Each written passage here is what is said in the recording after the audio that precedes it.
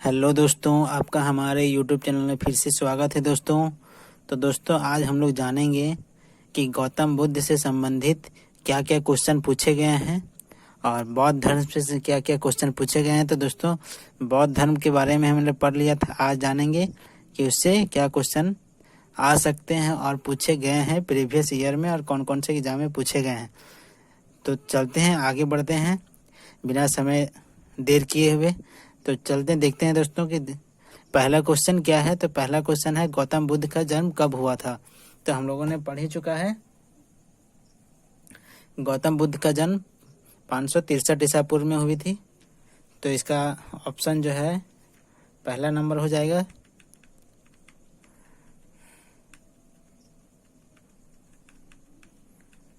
Question number second है कि बुद्ध के जीवन की किस घटना को महाभिनिष्क्रमण के रूप में माना जाता है। तो हम लोग पढ़ चुके थे कि जो महाभिनिष्क्रमण की जो घटना थी उनके गृह त्याग से जुड़ा हुआ था। तो इसका आंसर सी हो जाएगा, गृह त्याग। गौतम बुद्ध की माँ किस वंश से संबंधित थी। सब कोई पढ़े होंगे तो जानते होंगे, या मेरा वीडियो देखे होंगे तो वो सब जानते होंगे। अब नहीं जान रहे हैं, आपको दिक्कत हो रही है क्वेश्चन का आंसर देने में, तो आज आप पीछे की वीडियो को जाके देख सकते हैं। इसका आंसर हो जाएगा कोलीय वंश।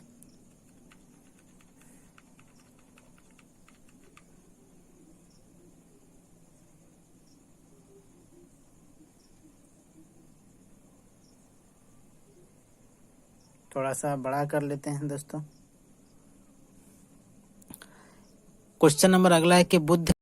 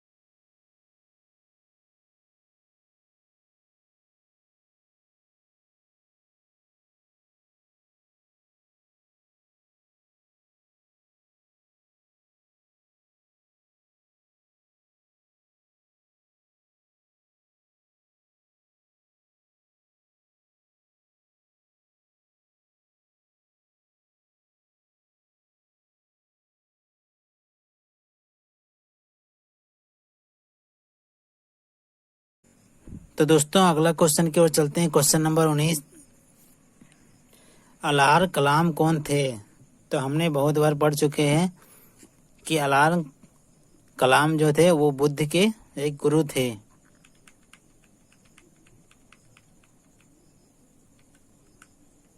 क्वेश्चन नंबर 20 आता है कि महात्मा बुद्ध ने अपना पहला धर्म चक्र प्रवर्तन किस स्थान पे किया था? तो इसका आंसर सारनाथ। तो दोस्तों यहाँ आप देख सकते हैं कि कितने एग्जाम में ये पूछा गया और कितना बार क्वेश्चन ये रिपीट हुआ है। तो क्वेश्चन रिपीट होता है, इसलिए आप हर एक क्वेश्चन को अच्छे से याद करते जाएं, देखते जाएं और ध्यान में रखते जाएं। क्वेश्चन नंबर 21 है कि बुद्ध ने अपना पहला उपदेश कहाँ दिया था? तो क्वेश्चन वही है, आंसर भी वही है, लेकिन घुमाया गया है क्वेश्चन। तो इसका आंसर हो जाएगा सारनाथ। क्वेश्चन नंबर 22, सारनाथ ने अपना प्रथम प्रवचन किसने दिया था? महात्मा बुद्ध ने दिया था, ऑप्शन सी। गौतम बुद्ध ने अपना प्रथम उपदेश कहाँ दिया था? तो इसका भी आंसर हो जाएगा सारनाथ।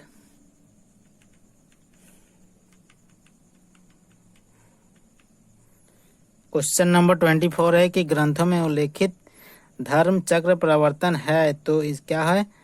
तो सारनाथ में दिया गया उनका प्रथम उपदेश इसमें उल्लेखित है, तो इसका आंसर हो जाएगा 24 का बी। धर्म चक्र प्रवर्तन किया गया था कहाँ पे? इसका भी आंसर वही हो जाएगा सारनाथ। बुद्ध ने सर्वाधिक उपदेश दिए थे, तो सर्वाधिक जो उपदेश दिए थे वो श्रावस्ती में दिए थे।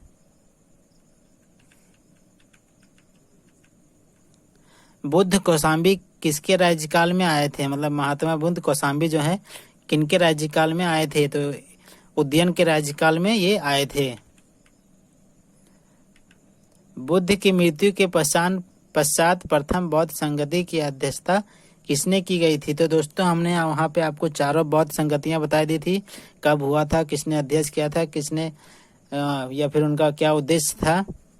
तो वहाँ पे आप जाके अच्छे से देख सकते हैं, आपको बहुत वहाँ अच्छी तरह से समझाया गया है। तो इसका आंसर यदि आप वीडियो देखेंगे तो जानते होंगे क्या इसका आंसर जो है महाकश्यप या महाकश्यप द्वारा आंसर ए हो जाएगा।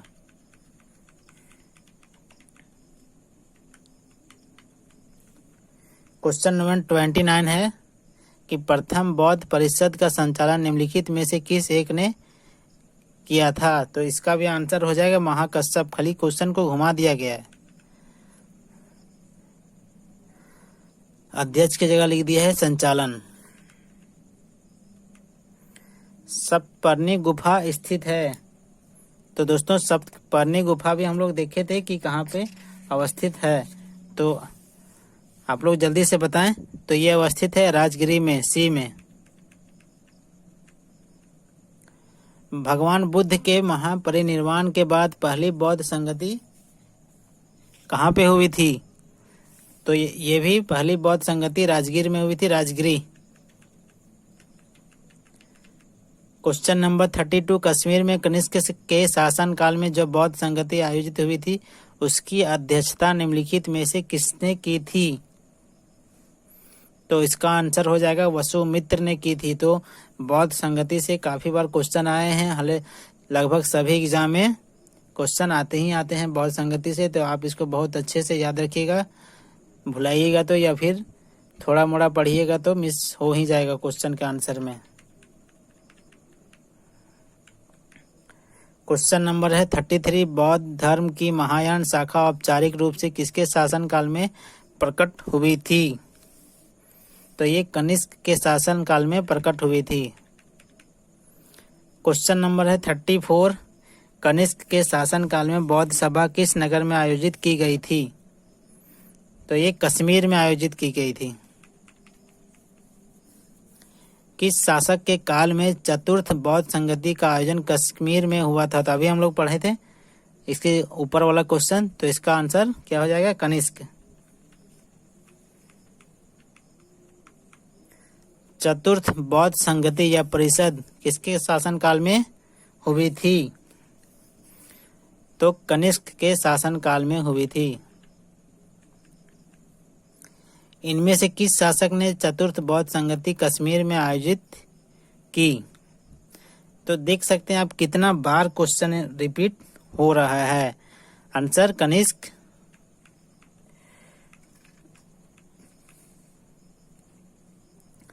निम्नलिखित पर विचार करना है दोस्तों कि बुद्ध में देवतावरण या देवतारोपण, सेकंड में बोधिसत्व के पथ पर चलना, और तीसरा में है मूर्ति उपासना या अनुष्ठान।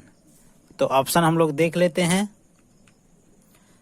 तो केवल एक सही होगा, 1 2 दोनों सही होगा, 2 3 सही होगा, या 1 2 3 सभी सही होगा। तो यहाँ पे 1 2 और 3 सही होगा।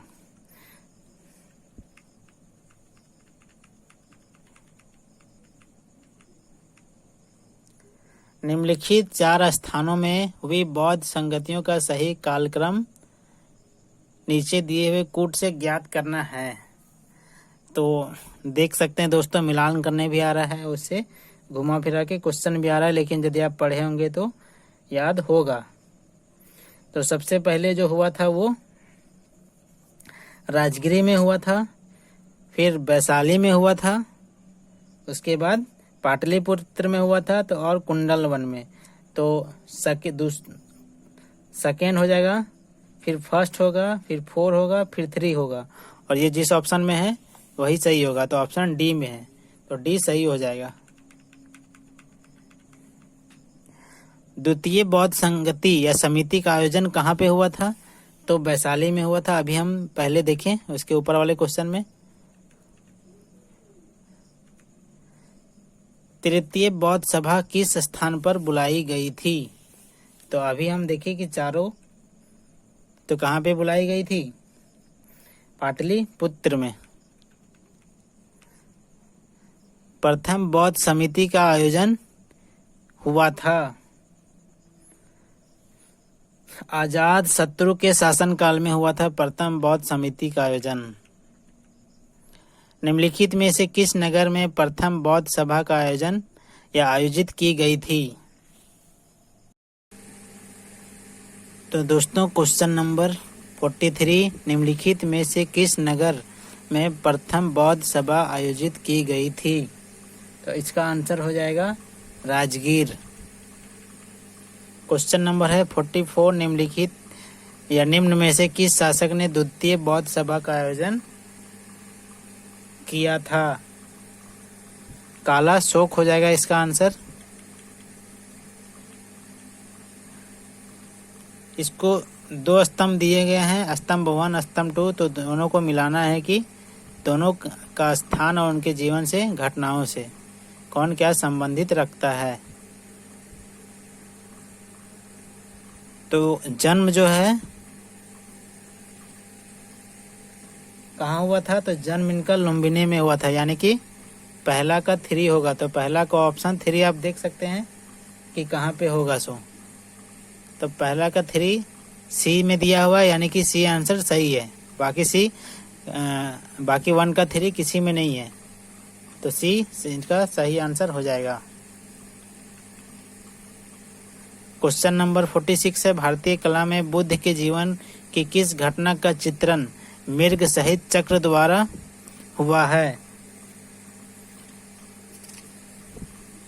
इसका आंसर हो जाएगा प्रथम उपदेश।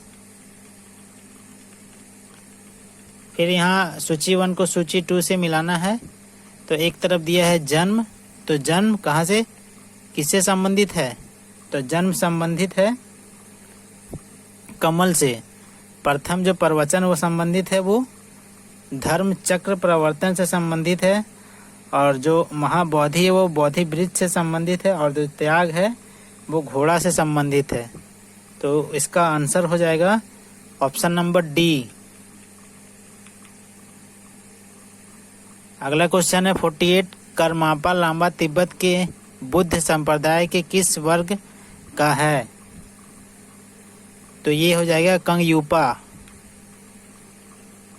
49 का क्वेश्चन है, बोल रहा है क्या कि महात्मा बुद्ध के संबंध में निम्नलिखित कथनों में कौन सही है कि उनका जन्म कपिलवस्तु में हुआ है? ये तो गलत है। तो ये यानी कि गलत नहीं है। कपिल वस्तु यहाँ पे दिया हुआ है, लेकिन यह लुम्बिनी जो था वो कपिल वस्तु में ही है। इनका जन्म कपिल वस्तु में, यहाँ लुम्बिनी ना देख के आपको कंफ्यूज करने के लिए कपिल वस्तु दे दिया है।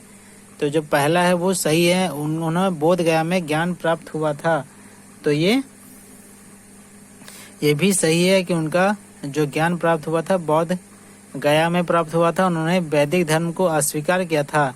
जी हाँ, वैदिक धर्म को उन्होंने अस्वीकार कर दिया था, ये भी सही है। उन्होंने आर्य सत्य का प्रचार किया था, ये भी सत्य है। यानी कि ऑप्शन देख लेते हैं, चारों सही। तो डी में दिया गया है 1 2 3 4, तो चारों यहाँ पे सही है। बौद्ध गया में महाबोधि मंदिर बनाया गया, जहाँ 4 ऑप्शन है। तो इसका आंसर हो जाएगा कि गौतम बुद्ध को ज्ञान प्राप्त हुआ था। बौद्ध गया में बोधि वृक्ष अपने वंश की इस पीढ़ी का है, 5वीं पीढ़ी।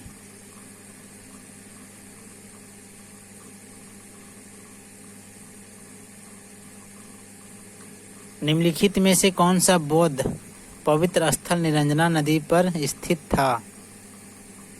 तो इसका आंसर हो जाएगा कि कौन सा था, 52 का बोध गया। बुद्ध के उपदेशों या उपदेश किससे संबंधित है? तो उनका जो उपदेश है वो आचरण की शुद्धता एवं पवित्रता से संबंधित है। तो यहाँ पे यदि आपने पहला वीडियो जो मेरा देखा होगा इससे बौद्ध धर्म से, तो आपको बहुत अच्छी तरह से ये सब समझ में आ रहा होगा। तो अगला क्वेश्चन है, निम्नलिखित में से कौन बुद्ध के जीवन काल में ही संघ प्रमुख होना चाहता था? तो इसका जो देवदत्त था उसका चचेरा भाई वो प्रमुख होना चाहता था। क्वेश्चन नंबर अगला चलते हैं 55।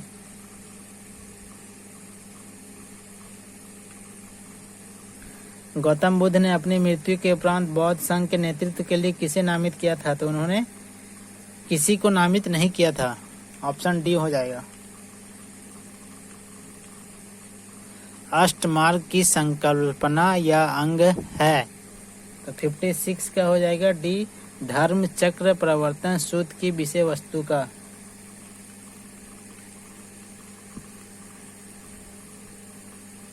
क्वेश्चन नंबर 57 देख रहे हैं कि गौतम बुद्ध के बारे में क्या सत्य? वे कर्म में विश्वास करते थे, आत्मा एवं शरीर में मानते थे, निर्वाण प्राप्ति में विश्वास करते थे, ईश्वर की सत्ता में विश्वास करते थे।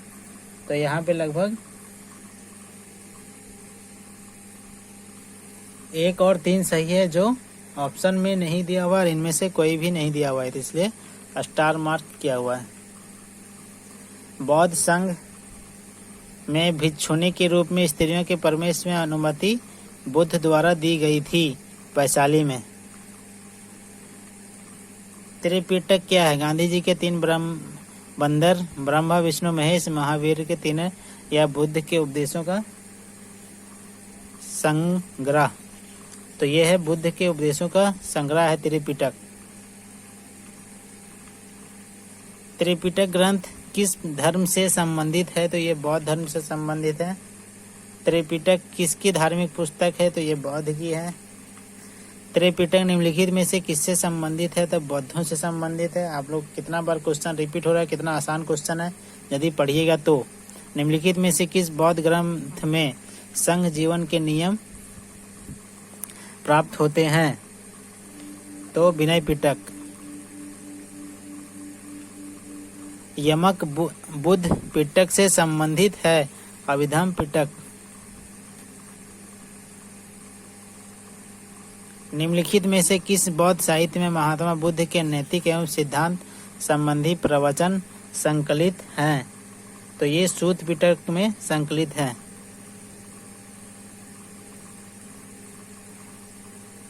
बौद्ध धर्म में त्रिरत्न का क्या अभिप्राय है? तो ये त्रिरत्न का अभिप्राय है कि बुद्ध, धम्म और संघ। तो ऑप्शन बी में दिया हुआ है, तो बी आंसर हो जाएगा। प्राचीन भारत के बौद्ध मठों में पौरन नामक समारोह आयोजित किया जाता था, जो वर्षा ऋतु के दौरान मठों में प्रवास के समय भिक्षुओं द्वारा किए गए अपराधों को स्वीकारोक्ति का अवसर होता था। मतलब बी इसका आंसर हो जाएगा। क्वेश्चन नंबर है 68। अशोकाराम विहार निम्नलिखित में से किस स्थान पर स्थित है?